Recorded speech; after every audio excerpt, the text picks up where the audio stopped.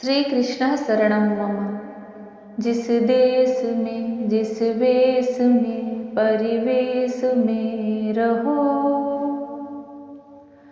राधा रमण राधा रमण राधा रमण राधा रमण राधा रमण कहो। जय श्री कृष्णा। आध्यात्म आपके अपने चैनल पर मेरी सोल फैमिली आप सबका बहुत बहुत स्वागत है। श्रीमद् भागवत महापुराण की जय, वेद व्यास की जय, सरस्वती मैया की जय, भगवान श्री कृष्णचंद्र की जय। कल मैं भागवत के अध्याय में भगवान श्री कृष्ण हस्तिनापुर के सारे कार्य सिद्ध करके अपने धाम द्वारका के लिए प्रस्थान किए, उसी का प्रसंग सुनाई थी। आज श्रीमद् भागवत महापुराण में महाराज परीक्षित के जन्म का प्रसंग मैं सुनाऊंगी, जिनके आधार पर यह श्रीमद् भागवत महापुराण रचा गया है। पांडवों के जो आखिरी वंश बचे थे, जिसे अश्वत्थामा ने अपने ब्रह्मास्त्र से जला दिया था, परंतु भगवान श्री कृष्ण काल स्वरूप उस नन्हे से बालक को जो गर्भ के अंदर था पुनः जीवित कर दिया। ऐसे करुणा निधान प्रभु की सदा जय हो। सौनक जी ने कहा, अश्वत्थामा ने जो अत्यंत तेजस्वी ब्रह्मास्त्र चलाया था, उससे उत्तरा का गर्भ नष्ट हो गया था, परंतु भगवान ने उसे पुनः जीवित कर दिया।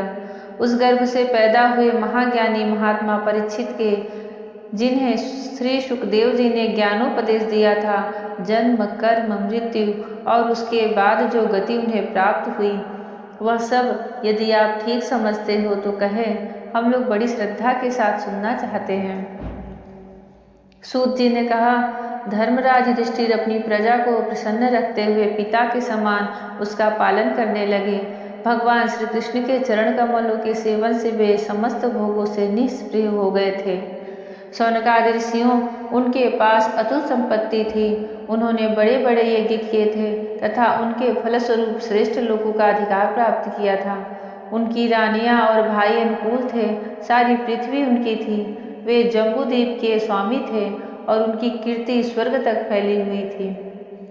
उनके पास भोग की ऐसी सामग्री थी जिसके लिए देवता लोग भी लालायित रहते हैं, परंतु जैसे भूखे मनुष्य को भोजन के अतिरिक्त दूसरे पदार्थ नहीं सुहाते, वैसे ही उन्हें भगवान के सिवा दूसरी कोई वस्तु सुख नहीं देती थी। सौनक जी, उत्तरा के गर्भ में स्थित वह वीर शिशु परीक्षित जब अश्वत्थामा के ब्रह्मास्त्र के तेज से जलने लगा, तब उसने देखा कि उसकी आंखों के सामने एक ज्योतिर्मय पुरुष है। वह देखने में अंगूठे भर का है, परंतु उसका स्वरूप बहुत ही निर्मल है। अत्यंत सुंदर श्याम शरीर है। बिजली के समान चमकता हुआ पीतांबर धारण किए हुए है। सिर पर सोने का मुकुट झिलमिला रहा है। उस निर्विकार पुरुष के बड़ी ही सुंदर सुंदर लंबी लंबी 4 भुजाएं हैं। कानों में तपाए हुए स्वर्ण के सुंदर कुंडल हैं। आंखों में लालिमा है। हाथ में लूके के समान जलती हुई गदा लेकर उसे बार बार घुमाता जा रहा है और स्वयं शिशु के चारों ओर घूम रहा है। जैसे सूर्य अपनी किरणों से कुहरे को भगा देते हैं, वैसे ही वह उस गदा के द्वारा ब्रह्मास्त्र के तेज को शांत करता जा रहा था। उस पुरुष को अपने समीप देखकर वह गर्भस्थ शिशु सोचने लगा कि यह कौन है। इस प्रकार उस 10 मास के गर्भस्थ शिशु के सामने ही धर्म रक्षक अप्रमेय भगवान श्री कृष्ण ब्रह्मास्त्र के तेज को शांत करके वहीं अंतर्धान हो गए। जय श्री हरि। तदनंतर अनुकूल ग्रहों के उदय से युक्त समस्त सद्गुणों को विकसित करने वाले शुभ समय में पांडु के वंशधर परीक्षित का जन्म हुआ। जन्म के समय ही वह बालक इतना तेजस्वी दिख पड़ता था, मानो स्वयं पांडु ने ही फिर से जन्म लिया हो। पौत्र के जन्म की बात सुनकर राजा युधिष्ठिर मन में बहुत प्रसन्न हुए। उन्होंने धौम्य, कृपाचार्य आदि ब्राह्मणों से मंगलावाचन और जात कर्म संस्कार करवाए। महाराज युधिष्ठिर दान के योग्य समय को जानते थे। उन्होंने प्रजातीर्थ बोलते हैं, नालक छेदन से पहले सूतक नहीं होता, जैसे कहा है, यावन्न छिन्दते नालं तावन्नाप्नोति सूतकम् छिन्दे नाले ततः पश्चासतु सूतकम तु विधीयते। इसी समय को प्रजा तीर्थ काल कहते हैं। इस समय जो दान दिया जाता है वह अक्षय होता है। स्मृति कहती है, पुत्रे जाते व्यतिपाते दत्तम भवति चाक्षयम्, अर्थात पुत्रोत्पत्ति और व्यतिपात के समय दिया हुआ दान अक्षय होता है। बालक जब जन्म लेता है तो उसके गर्भ से, जो माँ के गर्भ से जुड़ा हुआ जो नाल होता है, उस नाल के कटने से पहले ही अगर कोई दान का संकल्प भी ले लेता है तो वह दान अक्षय हो जाता है, उसकी कोई क्षमता नहीं होती।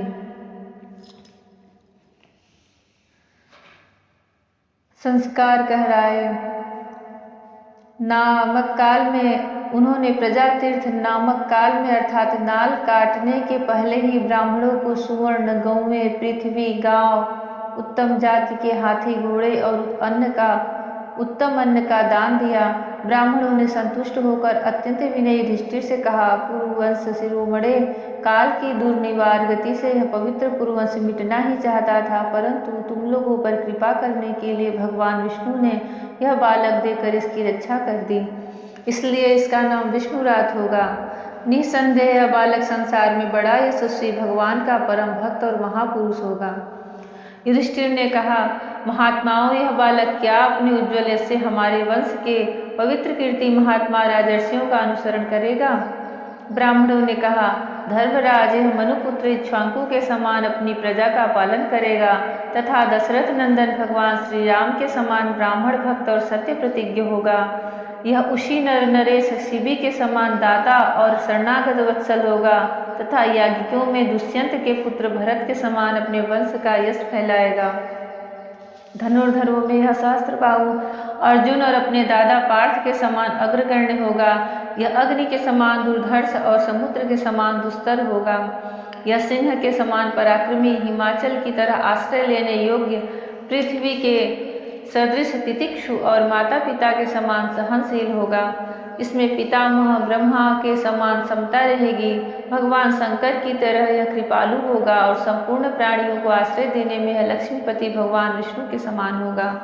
यह समस्त सद्गुणों की महिमा धारण करने में श्री कृष्ण का अनुयायी होगा। रंतिदेव के समान उदार होगा और ययाति के समान धार्मिक होगा। धैर्य में बलि के समान और भगवान श्री कृष्ण के प्रति दृढ़ निष्ठा में यह प्रहलाद के समान होगा। यह बहुत से यज्ञ यज्ञों का करने वाला और वृद्धों का सेवक होगा। इसके पुत्र राजर्षि होंगे। मर्यादा का उल्लंघन करने वालों को यह दंड देगा। यह पृथ्वी माता और धर्म की रक्षा के लिए कलयुग का भी दमन करेगा। ब्राह्मण कुमार के साप से तक्षक के द्वारा अपनी मृत्यु सुनकर यह सबकी आसक्ति छोड़ देगा और भगवान के चरणों की शरण लेगा। राजन, व्यास नंदन सुखदेव जी से आत्मा के यथार्थ स्वरूप का ज्ञान प्राप्त करेगा और अंत में गंगा तट पर अपने शरीर को त्याग कर निश्चय ही अभय पद प्राप्त करेगा। ज्योतिषा शास्त्र के विशेषज्ञ ब्राह्मण तथा युधिष्ठिर को इस प्रकार बालक के जन्म लग्न का फल बताकर और भेंट पूजा लेकर अपने अपने घर चले गए। वही यह बालक संसार में परीक्षित के नाम से प्रसिद्ध हुआ, क्योंकि वह समर्थ बालक गर्भ में जिस पुरुष का दर्शन पा चुका था उसका स्मरण करता हुआ लोगों में उसी की परीक्षा करता रहता था कि देखें इनमें से कौन सा वह है। जैसे शुक्ल पक्ष में दिन प्रतिदिन चंद्रमा अपनी कलाओं से पूर्ण होता हुआ बढ़ता है, वैसे ही वह राजकुमार भी अपने गुरुजनों के लालन पालन से क्रमशः अनुदिन बढ़ता हुआ शीघ्र ही सयाना हो गया। इसी समय सुजनों के वध का प्रायश्चित करने के लिए राजा युधिष्ठिर ने अश्वमेध यज्ञ के द्वारा भगवान की आराधना करने का विचार किया, परंतु प्रजा से वसूल किए हुए कर और दंड जुर्माने की रकम के अतिरिक्त और धन न होने के कारण वे बड़ी चिंता में पड़ गए। उनका अभिप्राय समझकर भगवान श्री कृष्ण की प्रेरणा से उनके भाई उत्तर दिशा में राजा मरुत और ब्राह्मणों द्वारा छोड़ा हुआ बहुत सा धन ले आए। पूर्व काल में महाराज मरुत ने ऐसा यज्ञ किया था जिसमें सभी पात्र स्वर्ण के थे। यज्ञ समाप्त हो जाने पर उन्होंने वे पात्र उत्तर दिशा में फिकवा दिए थे। उन्होंने ब्राह्मणों को भी इतना धन दिया था कि वे उसे ले न जा सके। वे भी उसे उत्तर दिशा में ही छोड़कर चले आए। परित्यक्त धन पर राजा का अधिकार होता है, इसलिए उस धन को मंगवाकर भगवान ने युधिष्ठिर का यज्ञ कराया। उससे यज्ञ की सामग्री एकत्र करके धर्मभीरु महाराज युधिष्ठिर ने 3 अश्वमेध यज्ञों के द्वारा भगवान की पूजा की।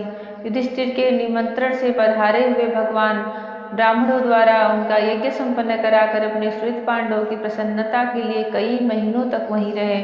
शौनक जी इसके बाद भाइयों सहित राजा युधिष्ठिर और द्रौपदी से अनुमति लेकर अर्जुन के साथ यदुवंशियों से घिरे हुए भगवान श्री कृष्ण ने द्वारका के लिए प्रस्थान किया। जय श्री कृष्णा। हमारे पुराण में लिखा गया है कि जब गर्भ में बालक रहता है तो उसे जन्म से पहले अपने पूर्व जन्म के 100 वर्षों तक का स्मरण हो आता है। भगवान उसे ऐसी तीक्ष्ण बुद्धि प्रदान करते हैं गर्भ में। जब वह 9 मास का हो जाता है और उसके जन्म का प्रसव का समय आता है तो काल भगवान उसके पूर्व के 100 जन्मों का वृत्तांत उसके सामने रख देते हैं और वह बालक अपने ही जिए हुए 100 जन्मों को देख करके हर जन्म का सुख दुख सारी कठिनाई पीड़ा देखते हुए इतना तड़प उठता है गर्भ में कि भगवान से वह बार बार यही प्रार्थना करता है कि यह मेरा आखिरी जन्म हो। अब की बार मैं आपकी ऐसी आराधना ऐसी पूजा करूंगा कि फिर मेरा अगला जन्म न हो। और उस बालक को इतनी स्मरण शक्ति हो जाती है कि उस 9 मास के गर्भ में रहने से उसे कितना कष्ट होता है, कितनी पीड़ा होती है। वह सब एक ज्ञानियों की तरह उसे उसके स्मरण पटल पर आ जाता है। जैसे ऋषि महात्माओं के ज्ञान चक्षुष खुले रहते हैं, वैसे उस बालक के भी ज्ञान दृष्टि दिव्य दृष्टि खुल जाती है और वह भगवान से बारंबार यही प्रार्थना यही अपनी मनोकामना रखता है कि अब की बार मैं ऐसी आपकी सेवा करूंगा, ऐसी आपकी भक्ति करूंगा, आप में तल्लीन रहूंगा, मुझे संसार से कुछ लेना देना नहीं रहेगा, यह मेरा आखिरी जन्म हो। परंतु जैसे ही वह गर्भ से बाहर आके धरती से स्पर्श करता है उसे भगवान की माया आके घेर लेती है, वह सब कुछ भूल जाता है। फिर उसके वही शुरू हो जाते हैं जन्म पे जन्म, दुख पे दुख, मृत्यु पर मृत्यु। कई जन्मों के भागवत में कहा गया है कि कई जन्मों के जब पुण्य उदय होते हैं तब हमें श्रीमद् भागवत कथा का पाठ, शब्द, श्लोक, मंत्र सुनने को मिलते हैं। भगवान श्री कृष्ण में प्रीति होती है, भक्ति होती है, उनकी कृपा की प्राप्ति होती है। भगवान श्री कृष्ण से मिलना इतना सहज नहीं होता। आपके जरूर कई जन्मों के पुण्य फल उदय हुए हैं, तभी आप भगवान श्री कृष्ण की कथा सुन रहे हैं, तभी आपके मन में भगवान श्री कृष्ण के प्रति उनके लीला भाव उदय हो रहे हैं। नहीं तो कोई चाहकर के भी इनमें अपनी प्रीति नहीं लगा सकता। ये ऐसे निष्ठुर मन के छल करने वाले प्रभु हैं कि मन में अगर आपके जरा सा भी तर्क कुतर्क आया तो ये तुरंत वहां से हट जाते हैं। इसके लिए जितना हर संभव हो सके भगवान कृष्ण के नामों की चर्चा करें, नामों का चिंतन करें, उनकी लीलाओं का ध्यान करें, अपना मन किसी न किसी तरह भगवान में ही लगा दें। जय श्री कृष्ण। राधे राधे। हरि ओम।